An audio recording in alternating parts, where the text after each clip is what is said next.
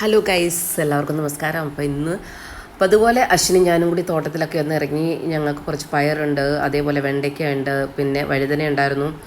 അപ്പോൾ പയറൊക്കെ പറിച്ചു. 2-3 ദിവസം ഞങ്ങൾ പയർ പറിച്ചിട്ട്, അപ്പോൾ അതുകൊണ്ട് തന്നെ കുറേ പയറങ്ങ് മൂത്തുപോയി.